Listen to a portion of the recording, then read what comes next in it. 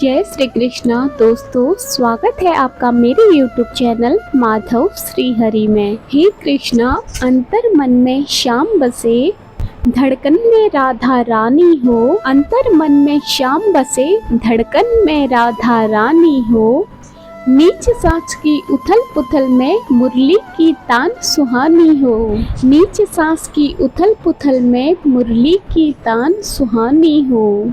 काम क्रोध का वास न हो, लोभ मोह सब खो जाए। प्रभु चरण में मिली चाकरी और ये मन वृंदावन हो जाए। प्रभु चरण में मिली चाकरी और ये मन वृंदावन हो जाए। दोस्तों, एक बार फिर से आपके लिए लेकर आए हैं भगवान श्री कृष्ण का एक अनमोल संदेश, जो जिंदगी को अंधेरे से प्रकाश की ओर लेके जाएगा। तो आज का संदेश अंत तक जरूर सुनिएगा, क्योंकि जो भी श्री कृष्ण जी के संदेश सुनते हैं और उनकी राह पर चलते हैं, का हाथ स्वयं भगवान श्री कृष्ण थाम लेते हैं, क्योंकि भगवान श्री कृष्ण अपने भक्तों से बहुत प्रेम करते हैं। और जो भगवान श्री कृष्ण को प्रेम देता है, उनके लिए भगवान श्री कृष्ण सब कुछ कुर्बान कर देते हैं। तो चलिए जानते हैं भगवान श्री कृष्ण आज आपके लिए क्या संदेश लेकर आए हैं। भगवान श्री कृष्ण कहते हैं, ये कलयुग है जनाब। यहाँ लोग दूसरे की तकलीफ को उनके द्वारा किए गए कर्मों की सजा मानते हैं और खुद की तकलीफ को परीक्षा मानते हैं। अजीब इंसान है इस कलयुग की दुनिया में। जब खुद पर बीते तो आह करते हैं, जब खुद पर बीते तो आह करते हैं, और दूसरों पर बीते तो वाह कहते हैं, और दूसरों पर बीते तो वाह कहते हैं। लेकिन वो ये भूल जाते हैं, चतुराई चौपट करे ज्ञानी गोते खाए। भोले भाले लोगों को ही नारायण मिल जाए।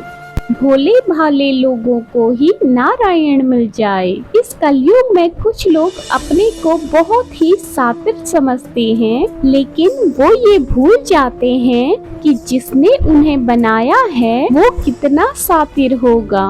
जिसने उन्हें बनाया वो कितना सातिर होगा। उसकी नजरों से कुछ भी नहीं छुप सकता। पहाड़ चढ़ने वाला व्यक्ति झुक कर चलता है और उतरने वाला व्यक्ति अकड़ कर उतरता है। तो अगर कोई व्यक्ति झुक कर चल रहा है तो समझ जाना कि वह बहुत ऊंचाई तक जाने वाला है, और अगर कोई व्यक्ति बहुत ही अकड़ दिखाने वाला है तो समझ जाना वह बहुत ही जल्दी नीचे गिरने वाला है। अभी तू ही सोच, तुझे झुकना है या अकड़ दिखाना है। लेकिन झुकते वक्त भी यह ध्यान रखना है कि झुकना वहीं जहाँ पर आत्मसम्मान हो। तुझे झुकना ही है तो अपने क्रोध के सामने झुक, अपने इस कृष्ण के सामने झुक। और एक बार जो मेरे सामने झुक जाता है, उसे कभी जिंदगी में किसी के आगे झुकने की जरूरत नहीं पड़ती। हर एक में कोई न कोई प्रतिभा जरूर होती है।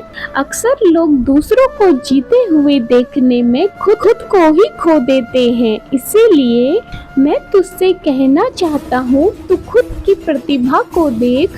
दूसरों के जैसा बनने के चक्कर में अपने अंदर की इंसानियत को बिकने मत दे। खूबसूरत चेहरा बूढ़ा हो सकता है, ताकतवर जिस्म भी एक दिन ढल जाता है, औदा और पद भी एक दिन खत्म हो जाता है, लेकिन एक अच्छा इंसान हमेशा अच्छा ही रहता है, और मेरी नज़रों में वह एक सच्चा भक्त कहलाता है।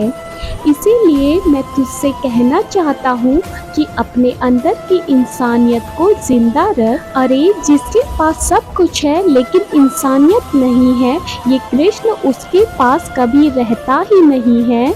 और जिसके पास कृष्ण नहीं, कृष्ण का साथ नहीं, उसकी जिंदगी नहीं। जो दूसरों को दुख देकर हंसता है, होनी उसे दुख देकर 100 बार रुलाती है। इसीलिए दूसरों को दुख देने से पहले ये अवश्य सोचना चाहिए, यदि यही दुख का वज्र मेरे ऊपर पड़े तो क्या होगा।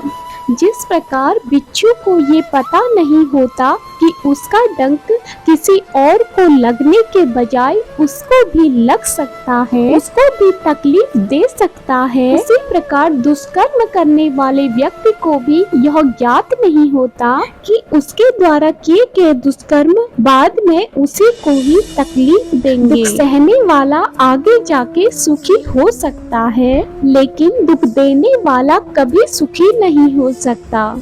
इसीलिए तेरे हिस्से अगर दुख आया है तो शुक्रिया कर अपने कृष्ण का कि उसने तुझे दुख सहने वालों में से रखा है, दुख देने वालों में नहीं। किसी को पाने के लिए इतना भी कमजोर कभी मत बनो, किसी को इतना भी मत गिराओ कि तुम अपनी ही नजरों में गिर जाओ, तुम अपनी ही नजर में गिर जाओ।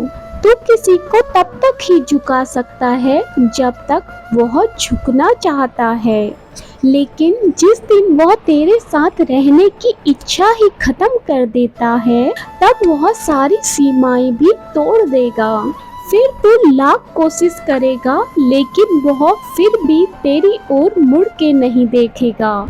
तू बस आवाज देता रहेगा और अपना समय गवा देगा। इसीलिए तेरी जिंदगी से जो जाना चाहता है उसे जाने दे, क्योंकि जो जाने की जिद करता है ना वो असल में तेरा होता ही नहीं है, और जो तेरा है वह चाह कर भी तेरे पास लौट कर आता है।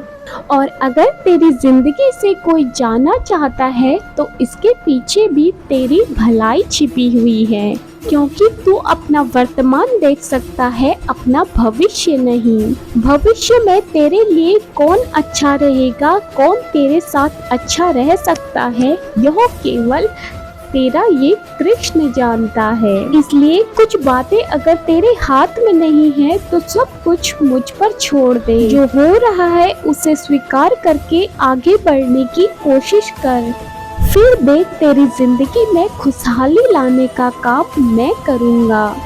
और ऐसे स्वार्थी व्यक्ति से जुड़ने से अच्छा है तुम मुझसे जुड़ने की कोशिश कर।